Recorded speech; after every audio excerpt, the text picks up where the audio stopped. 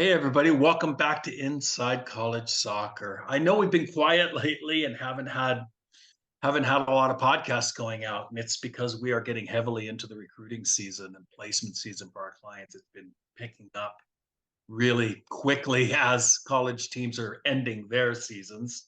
But I'm excited to be back, and I've got a guest today that I've been on her podcast, I don't know, 5, 6, 7 times, maybe. I don't know, a lot. And she's only been on ours a couple times. And I invited her on because she has a very exciting new project and a new book. And it's something that I'm passionate about as a coach, and that is how to improve athletic performance in our players. So I'd like to welcome back to the podcast, Erica Sutter. How are you? Don, nice seeing you again. I'm really excited for this.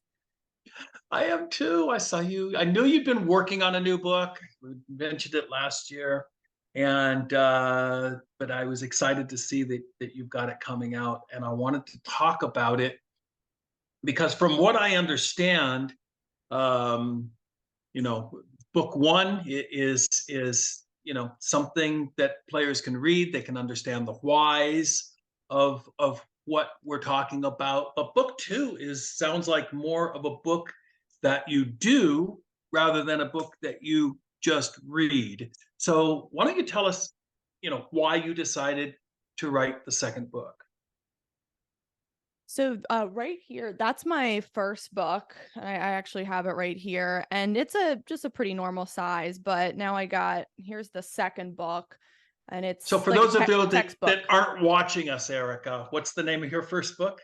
The first book's The Strong Female Athlete, and then the second book is Female Athlete High Performance. And the second book is about three times the size as the first. And honestly, I just this second one is so different, and I'm more excited about this one. I was excited about the first book, but this one is just something that I've wanted to talk about, and it has a very universal theme for all female athletes. And it's really all about girls chasing high performance first instead of being so scared of injury and chasing all these injury prevention programs. And I'll get into what I mean by that. But I wanted to write this book because when I was growing up, I never knew what an ACL tear was till I was maybe in high school. It just wasn't talked about a lot back then.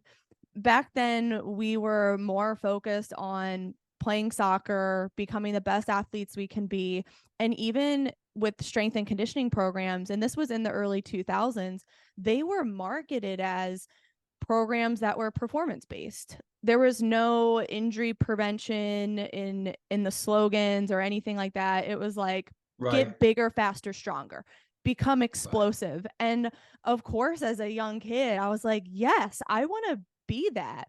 And right. it really pumped me up and inspired me to not just get in the weight room and do performance training, but it made me fearless. And I wasn't really worried about injury that much. I was just like, I'm kind of worried about losing. I'm worried about being slow. I'm worried about being weak. And I just want to raise the standard on my game. And that's really what high performance is about. It's about continuing to raise the ceiling on your performance in all areas, from the physical qualities like speed, strength, conditioning, and agility, to the mental qualities like confidence and bouncing back from mistakes. And there is a mental part to this book as well. Things like nutrition as well. And for female athletes, making sure you have balanced hormones and really vibrant health. I'm really passionate about that as well. And I just want female athletes to not be so scared of injury, because now there's all this talk that girls tear their ACLs 3 to 5 times more than male athletes. And yes, there's some research behind that. But what we're starting to find now is it's more of a lack of chasing performance training and having a good Right. performance program. And when girls have a good program in place, not only do they become bigger, stronger, faster athletes for their sport, but as a nice byproduct, they mitigate that injury risk because they have the strength to handle the demands of their sport. They can decelerate properly, they can react to chaos. And that the message of the book is really for girls to just be high performers, be fearless, and be warriors, because that's how it was back in the day. And I think there's definitely a mental thing going on right now with female athletes that's making them scared and kind of making them feel broken that they're female, like you have more susceptibility to injury, you have wider hips, you have a menstrual cycle, and it's like, well, darn, like we can't really change any of that. Like but what we can change is doing the things in this book, like chasing physical performance and mental performance and really tweaking all of those details. Man, that's a lot to unpack, Erica. So, in writing this book, um, did you have additional research that you did, or was this just work that you had additional research you had to do, I should say, or was it just what you are doing with your clients now, and you just felt it was time to document it? Yes, it's a little bit of both. So the first book was the more research heavy piece, but since that book was published 2 years ago, I wanted to include in this book the most up-to-date research in recent years. But it's so funny because we're with performance training, a lot of the research is staying consistent in the sense that strength training is good for female athletes. Like they all need to be doing it. And I know that some people will say, well, there's not enough studies with female athletes in it, but we do have enough to point girls in the direction of the gym and to let them know that, hey, having total body strength is going to help reduce your chance of injury, but more importantly, it's going to help with your speed, your acceleration, and becoming a more powerful athlete. So I do have a lot of recent research in there, and I also have a lot of anecdotal research, not just from my female athletes, but also from other performance coaches in the industry who specifically work with female athletes. And I really think that the anecdotal research from us private sector strength coaches is absolutely just as credible, because a lot of us see our athletes more than, you would in a lab when you set up a research study. Like I've seen a lot of my athletes for over 10 plus years, and within that time I've seen each stage in their development. So starting from the play stage to when they're elementary schoolers, then the cusp of puberty and going through their growth spurt as middle schoolers, and then in high school when we get into the specialization and the performance phase. Like I've seen them throughout all of that. So I really think that experience-based evidence is just as valuable. And there's so many amazing strength coaches in the private sector who work with the female athlete population and who have done so for a decade or more, and they have their own quote unquote research studies. Yeah, yeah. No, and look, our direct experiences that we have in whatever we're doing, whatever industry or whatever thing we're working in, those are powerful, right? And then, but if those can be replicated across from other people doing the same things, then it's more credible, right? Being able to replicate what you're doing. You mentioned nutrition in the book. It's funny. I was just listening to. We mentioned before we came on the air. I'm in the middle of a podcast, Joe Rogan podcast, and listening to Gary Brecka, and talking about nutrition and talking about our American diet and what people are eating. With enriched grains and processed foods and seed oils and our vitamin intake, our nutrient intake, our macronutrient intake that we have, and how it's deficient in our diet, and basically malnourished in our American diet, not getting the nutrients that we need to allow our body to grow and repair itself. And you said that you got into this in your book. I'd like to hear a little bit about what you found and in your research and your thoughts on that subject. Where do I even begin with this one? I mean, this is probably one of the longer chapters in the book. It's about over 40 pages, I believe. And yeah, there's a lot to get into with this. So, Well, let's start with maybe what the most common what are maybe the most common errors that you see in an athlete's diet, and maybe what are the simplest steps that an athlete can begin to take? And then obviously they're just going to have to pick up the book to read those 40 pages. We're not going to read them here, but what are the most common mistakes or misconceptions maybe that athletes have about food and what it means to them as they're trying to perform at a higher level?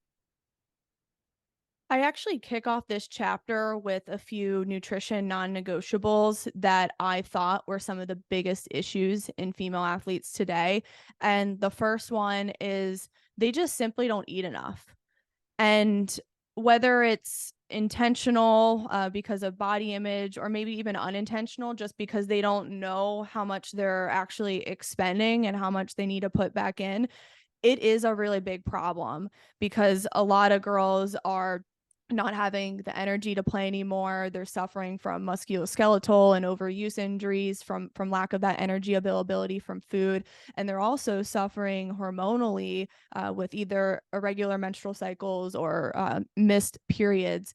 So eating enough is like the first one I talk about, and we can get into all the details of like the seed oils being bad for you and the refined carbs and sugars, but I think like first and foremost, before we can graduate and focus on those details, girls just simply have to eat enough and get enough calories in. So it's like, at a tournament, if all that's around is fast food like Starbucks or Dunkin', I don't want you to be like, no, I'm not doing that because it's fast food. You still have to get something at these places. Like you have 2 or 3 games to play that weekend, and you got to get that energy in for your muscles and also for your brain to be able to perform at a high level and also not get injured. So that's the first one. And then the second one is girls don't get enough protein. It's so insane. And I was guilty of this pretty much my entire athletic career because I I was so focused on just getting like carbs and pastas and all that on my plate. And yes, there's a place for that and they should be used strategically for energy. But sometimes I feel looking back, I had too much of that at the expense of being severely protein deficient. And protein is the building block to our muscles. And it also helps female athletes to recover and not be sore the next day. And it's also good for their hormones and their mood and for their sleep. I mean, there's so many health benefits to protein, immune system function as well. And girls just aren't getting enough of it. And I wrote about a lot of my conversations with me and my athletes that when I ask them how much protein they get, they usually tell me for breakfast they'll have like 1 egg, which is 6 grams of protein, when in reality they should be having at least 20 to 30 grams of protein a meal. So they should have at least like 4 or 5 eggs if they want to meet those requirements to have that energy availability. I even have girls who don't even understand how the macronutrient works, and they think that peanut butter is a protein, but peanut butter is actually more of a fat because it doesn't have all the essential amino acids in it. Or they think avocados a protein when it's also a fat. So I think it's just like a lack of education, which is why I really wanted to get into a lot of detail in the nutrition chapter, but I wanted to start as basic as possible. And then the third non-negotiable is just making sure you stay hydrated. And I think people get hydration wrong because they think it's just drinking plain water. But electrolytes are so important for not only our muscles, but just our overall brain function and our focus. So girls need to have water, but also get in their electrolyte drinks, whether they make their own with like lemon or salt or honey, or if the only option at a tournament is Gatorade. I'm honestly not the biggest fan of Gatorade, but hey, if that's the only option to get your electrolytes, then still do that. Like you still have to get the hydration in and not worry about like all these picky details and, eating as clean as possible and chemical free. I think there is a lot of fear mongering around nutrition that yes, our food is processed and has chemicals, but for a young girl, like she has to know how to make good decisions on the road at her games because that's more reality, and she has to make sure that she's fueled enough, has enough protein, and is hydrated enough.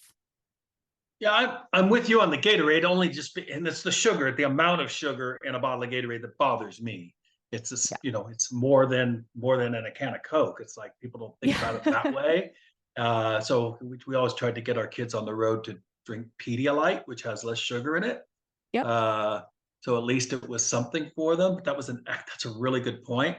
And I Yeah, and noticed, that's I do want to touch go on ahead. the sugar thing. Yeah, So the whole point of this book is we do want to chase high performance, and that means we do have to eventually tweak some of those details because we can get away with eating and drinking certain things, but it's also like how much better could you feel?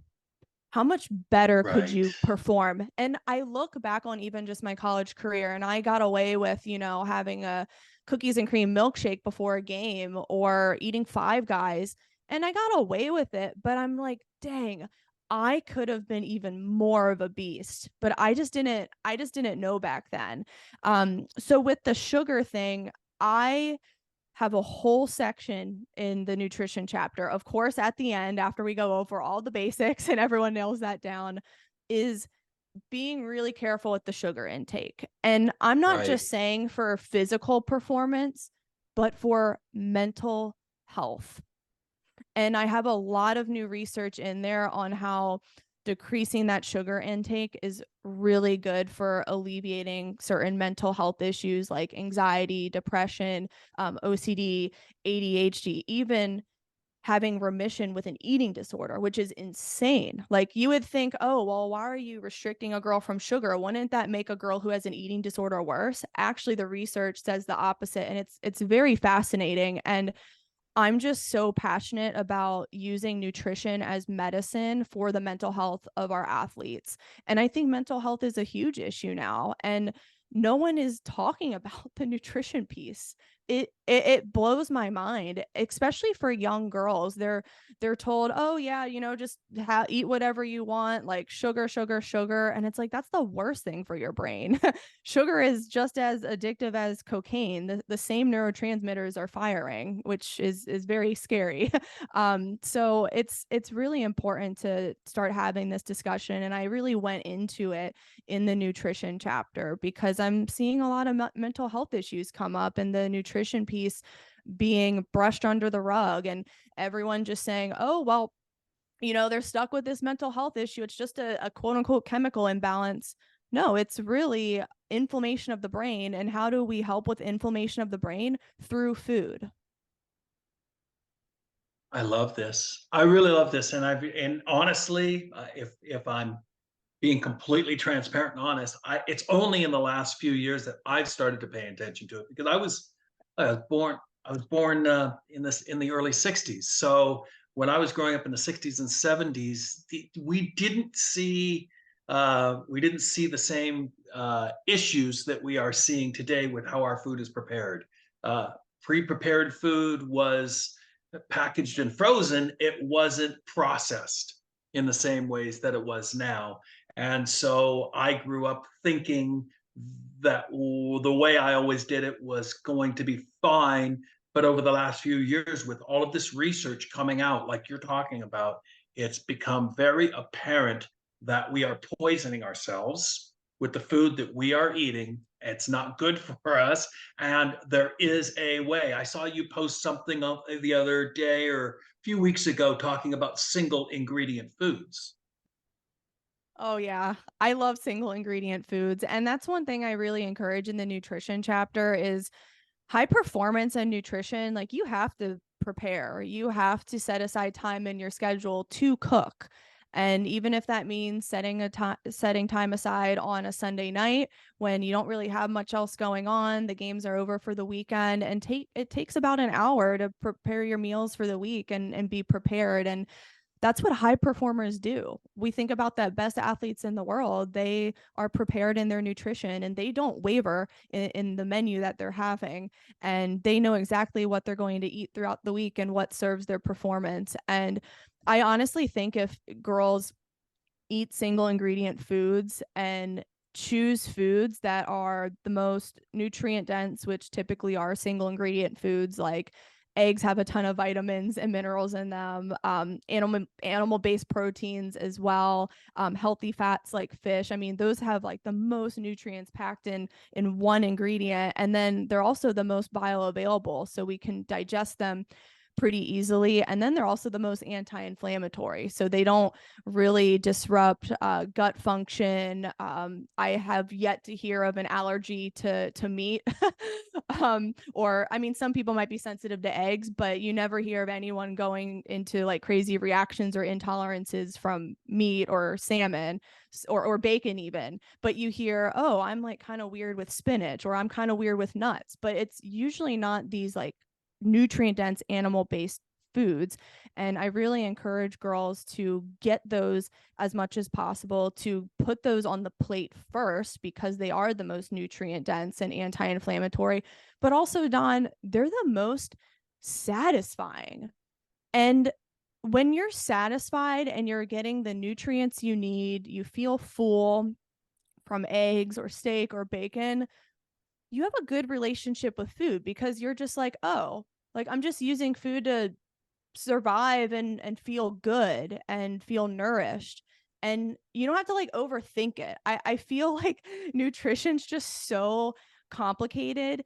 And I always tell my athletes here in Tampa and some of my remote girls, I'm like, look, eat what you enjoy. And hey, if that's the same thing pretty much 7 days of the week, then screw it. Do that.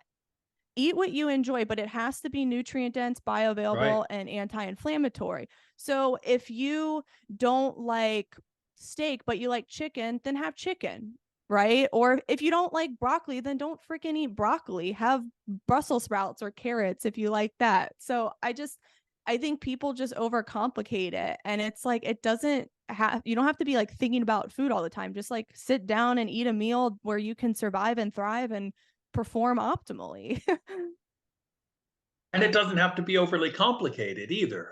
Like you said, I love that. Yeah, no, that makes sense. And it's, it's funny. I think back of over all my years of coaching, Erica, I had one young lady who was a vegetarian. And then, of course, I get concerned when somebody tells me they're an athlete and a vegetarian. But she was one of the strongest kids I've ever been around. And muscularly, she was phenomenal. But the amount of time, effort, and energy that she put into researching her vegetables, which ones had the highest protein content, and then making sure that she was getting lots of that, was more work for her. Just knowing that animals don't create protein, they synthesize it and absorb it. They don't create it. They get it from the plants that they eat.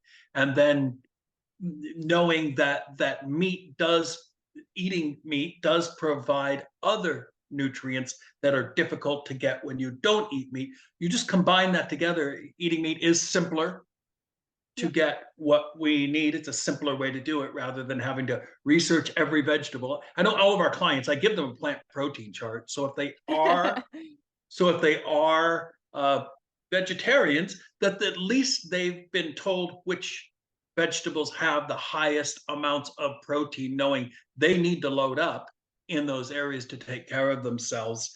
It's more complicated. So you're right. Trying to simplify this, I think, is important because we're all busy, right? We're all on the run. We're all on the go. We're all busy, especially young athletes.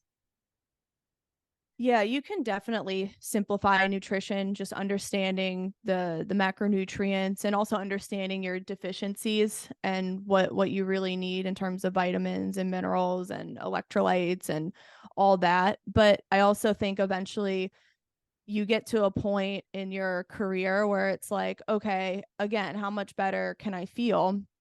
And are there insidious foods that I'm eating that are kind of ruining me over time that I don't know I have intolerance to. And these intolerances can manifest in very sneaky ways, whether it's like IBS, IBD, gut issues over time where Right. you're going between like constipation and diarrhea and it's super inconsistent. Like that's not normal. I think a lot of people walk around thinking that's normal because that's like their life, but it's like that's not normal. Like it should be like pretty Right. easy when you go to the bathroom. Some other ways it can manifest is through skin. And I've talked to one of my other colleagues about this, how a lot of girls suffer with acne and it really ruins their confidence. And acne and skin health can be solved through our nourishment. They could also have like red skin, like rosacea from certain foods. So, like, what better way to like boost a girl's confidence, but also physical performance through food? So, I think eventually, as an athlete and high performer, you have to get to a point where you go through a sort of like elimination plan where you see what foods are causing certain reactions in you, because then you're just going to raise your performance even more and you're just going to feel even better. But it does take time and you don't need to do it right off the bat, but it's something to definitely think about as you get to the next level. Well, a little bit of intentionality, right? So if you can pay attention to how you feel after a meal when you wake up, or even a few hours later, if you can just be intentional about, well, how do I feel? Is it giving me more energy, less energy? Do I feel distracted? Do I feel focused? Or Uh, anxious. yes, do I feel anxious? Do I feel fearful? Which is something we go through as athletes. How does it make me feel? What are the feelings going through me? And if you could just journal that, like, ate pasta, ate spinach, ate whatever you ate, and then if you could just write down how you feel. And it doesn't have to be long, doesn't have to be detailed, but just even key words that you know what they mean, and just track it over a few weeks. You'll start to get an idea of how your body is reacting as you're consuming, right? Yes. Yeah, journaling and just really paying attention to what's triggering you. And I think as athletes, like we're like too busy to even consider these things, but just do it in like a down season or maybe when you're out of school for the summer and you can pay attention to it more. It's just super fascinating because you like get something out of your meal plan and then a couple weeks later you're like, "Oh, wow, my skin isn't red anymore. I'm like glowing. The whites of my eyes are clearer." Like, oh, it was that food that did that. That's not normal. I shouldn't be having red skin and acne and all these reactions. So it's just super fascinating. And it's not talked about enough in female athlete nutrition. And also even some of the deficiencies in female athletes, kind of just universally. Protein is one of them. And then iron is a big one, especially Yes. during the menstrual cycle, Menstrual cycle. the Yeah. bleed phase. And then even some of the B vitamins as well. Girls aren't absorbing them well enough.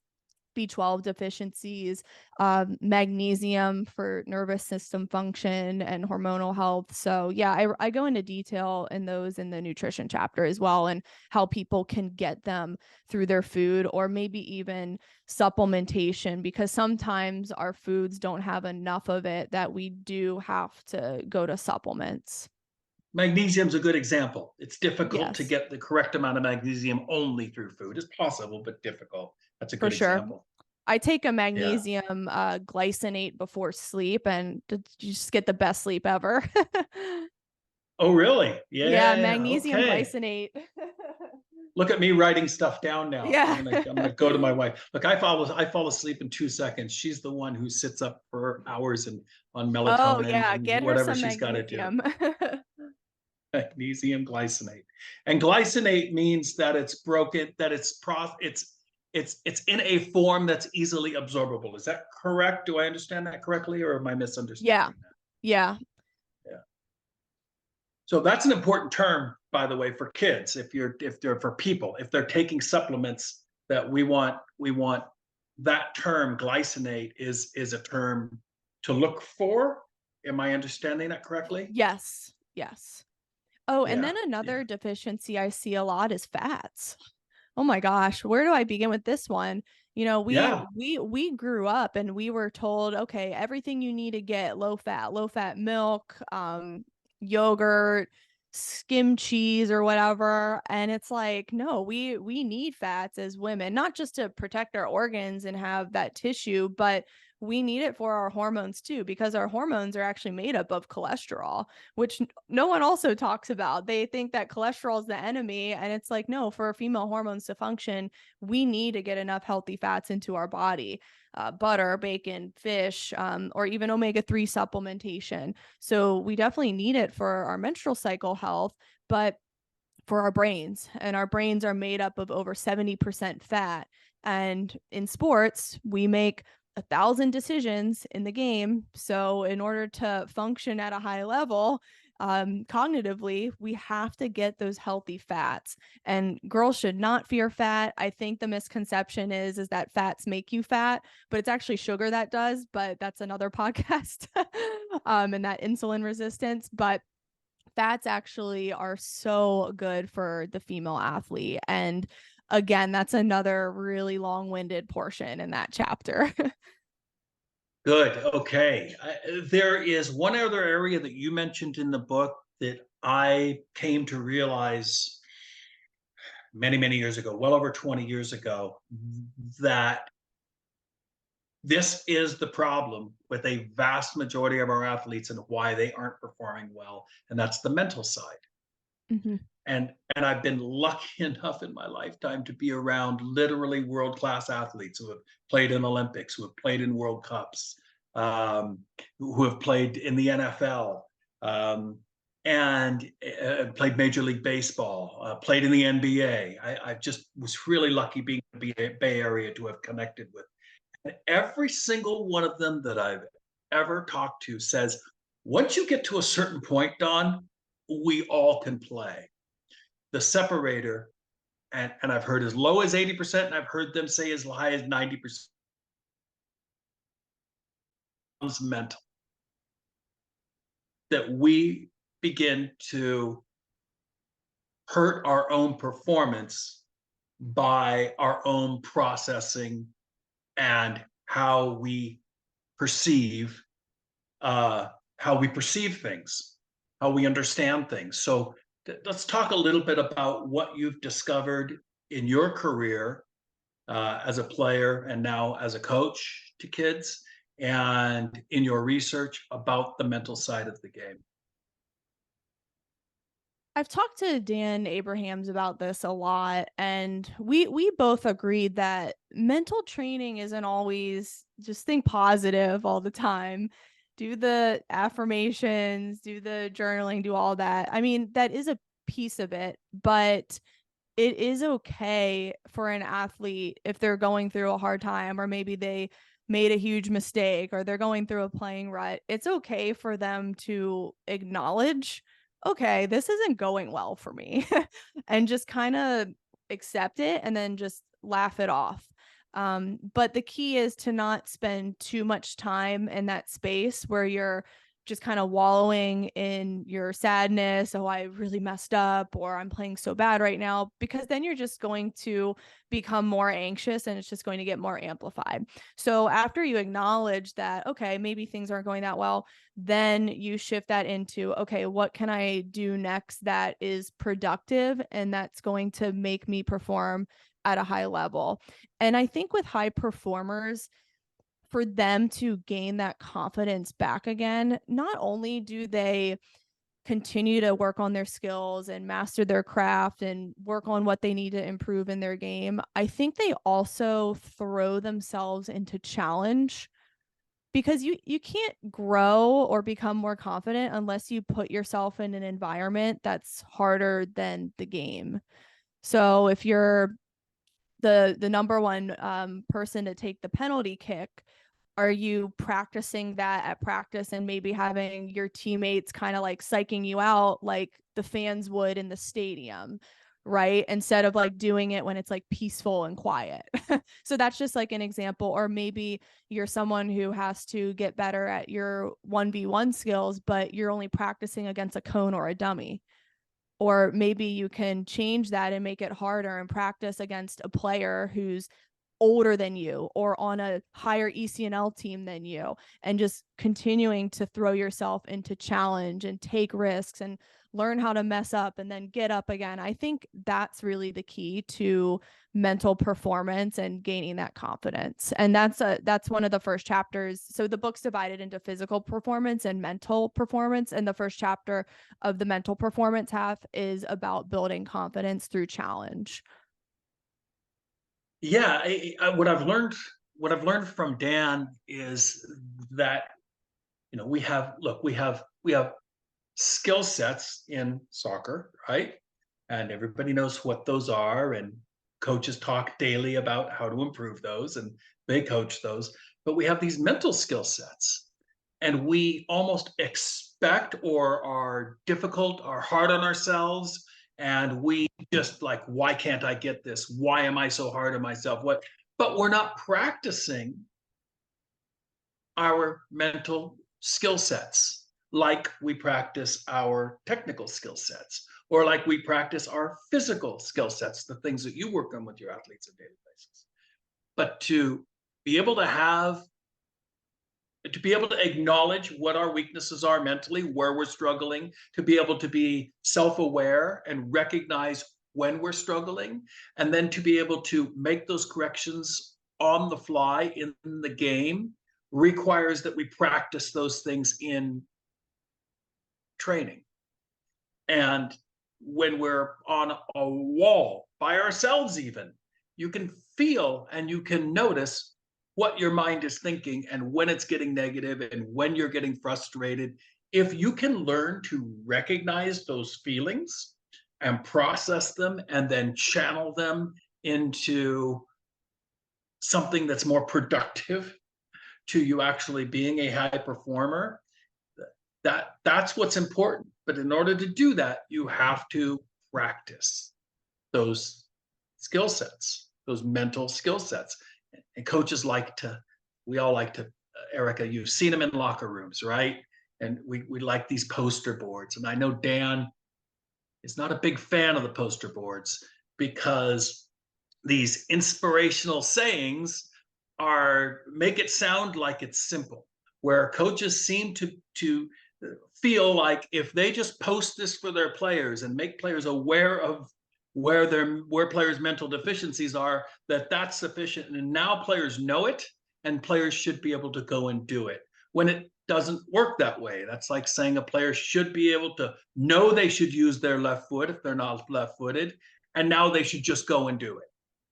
But in reality, it requires practice, just like mental skills training requires practice on a daily basis. Every time you go out, every time you're thinking about your sport, you need to be aware of what the thought process is that's going on in your head in order for it to become second nature, right? Because you can't be learning this stuff in a game.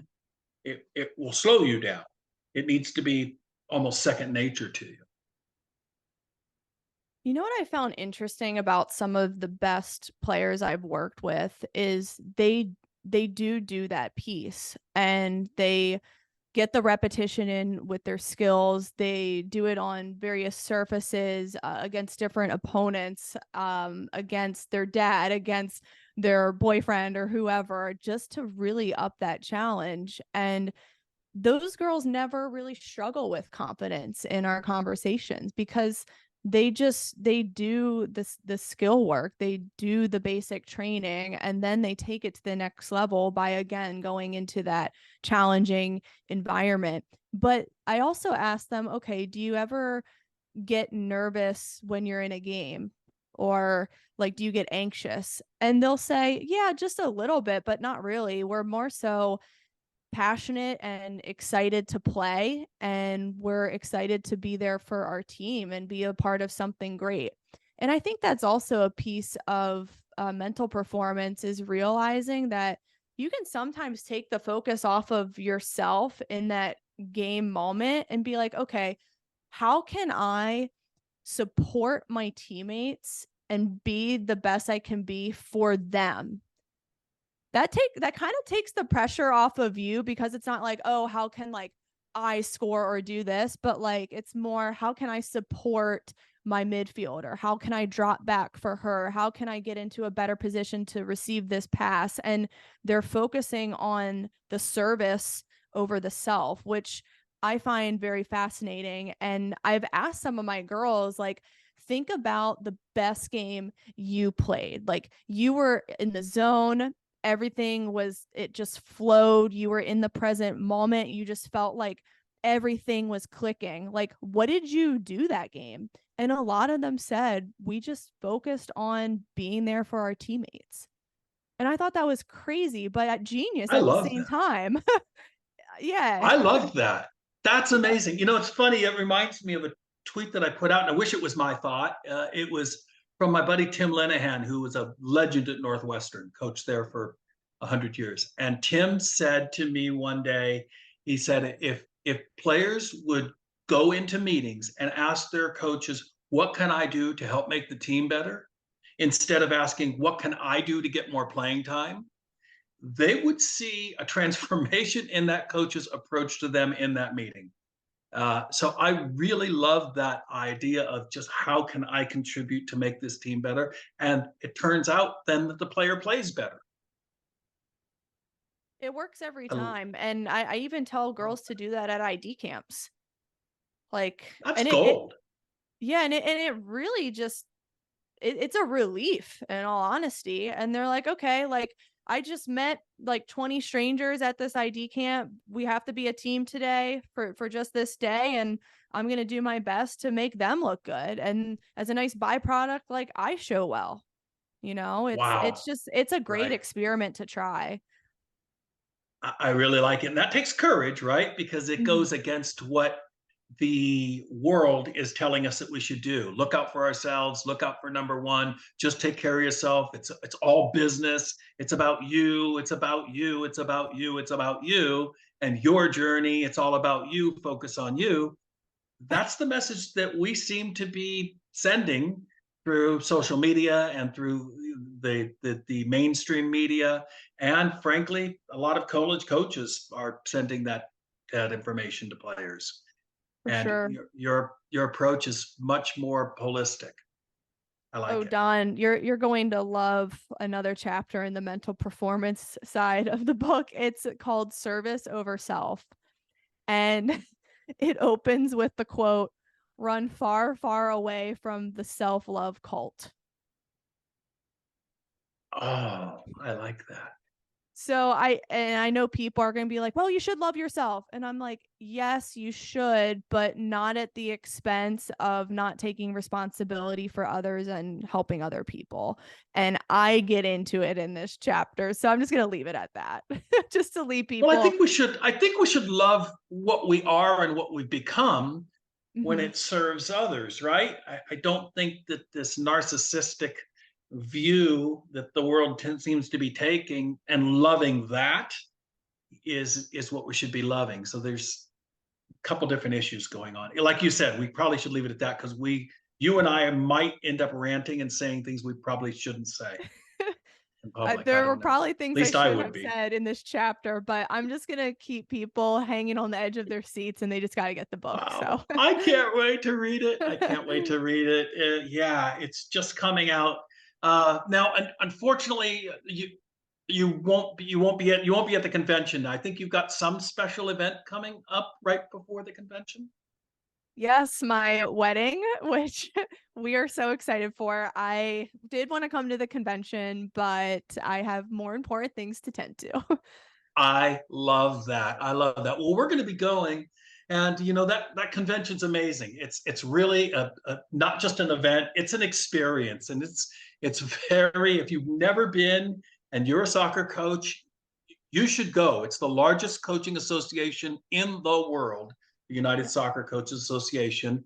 There, Leonard Griffin from Cal Men's Soccer is going to be there. I think Kiara Thompson from San Diego Wave is going to be there. I know Randy Waldrum, who's a social media darling amongst all of us soccer players, based on what he did with Nigeria was unbelievable. What he's done to turn Pitt around is amazing. So he's the coach of the Nigerian women's national team, if you don't know, and he's the coach at Pitt. And then, you'll be able to immerse yourself into sessions. There are classroom sessions, there's field sessions, and then a lot of really good networking. Some of my best soccer relationships that I still have, 25 years later, came out of the convention. So it's really good. And for everybody out there that's thinking about going, there's a special offer. If you use the promo code ICS, that's for Inside College Soccer. So ICS 24, you'll get a discount. It's the price will be going up after December 13th. So between now and that time, the price for registration is $4.25, $4.25. Trust me, it's worth it. You'll get a lot out of the convention. So use the promo code ICS24, and you'll be able to get a discount going into the convention in Anaheim. It's the 10th, I think, through the 14th. Most of the action will be on the 11th, 12th, and 13th when everybody arrives, and it's going in full force. And you'll see thousands of coaches, literally from all over the world. They usually have at least 15,000 coaches come up to the convention in Anaheim. Hopefully it'll be really well attended. The weather will be good. Erica, thank you so much for coming on. So how do people find you? How do people find out? How do they order your book? Give us all of your plugs that people can use to find you. I'm on Twitter at Fit Soccer Queen, and the book is going to be out on Black Friday, November 24th, and it's going to be on sale through Cyber Monday, and it's going to be on Amazon in paperback as well as hardcover. And I'm really excited about the hardcover version because it's actually in color. There are a lot of pictures and graphs and diagrams in the book, and it's just even better in color. So if you want to pay a little bit extra for the hardcover, it's pretty awesome. I think I'll do that. They last longer because this, like I said, The a book textbook. like this is a book that you do, not a book that you read. So you won't be reading it once and then putting it on the shelf. You'll be thumbing through it a lot. You'll be earmarking it. And hopefully you'll be highlighting, and you'll be marking pages, and you'll be flipping through it a lot. So having the hardcover will make it last a little bit longer. That's a good idea. Yeah, For sure. I like it. Yeah, I hope you guys enjoy it. I'm so excited about this book. Well, I am too, and I can't wait to order it. I can't wait to read it. Looking forward to it. Erica, thanks for coming on with us. I really appreciate it. Thanks, Don. All right, and for all of you that need to know more about Sports Recruiting USA, you can find us on Instagram. You can find us on Twitter. You can find us on Facebook. You can find us on LinkedIn. So basically, even on Threads, all major social media platforms. www.srusasoccer. You can find applications. We are an invitation-only agency, and we do have a limited capacity to how many kids we can help and place into college each year. But we do have some room coming up for the 2025 class and 26 class. And so we'll look forward to seeing you on our next episode of Inside College Soccer.